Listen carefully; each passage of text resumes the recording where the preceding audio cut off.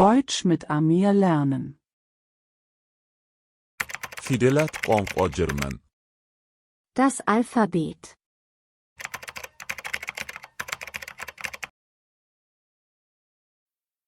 A, Apfel, B, Bett, C, CD, D, Dach, E, Eritrea, F, Fahrrad,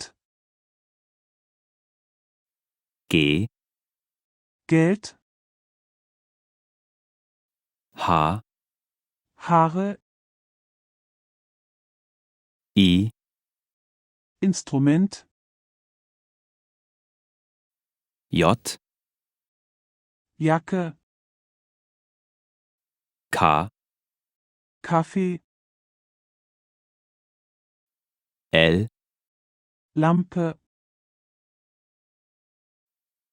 M, Maske,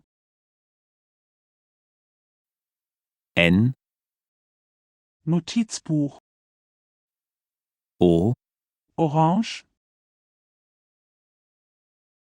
P, Pizza, Q, Quadrat, R, Rechner, S, Sofa, T, Tisch, U, Uhr, V, Vogelnest, W, Wasser, X, Y, Yacht, Z. Zimmer.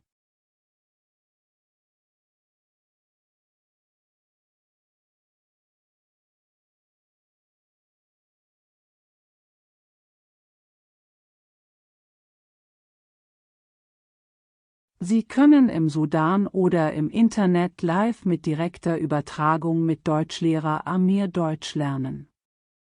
Amir unterrichtet Deutsch seit über 7 Jahren und arbeitet momentan mit unterschiedlichen Menschen im Prozess der Familienzusammenführung.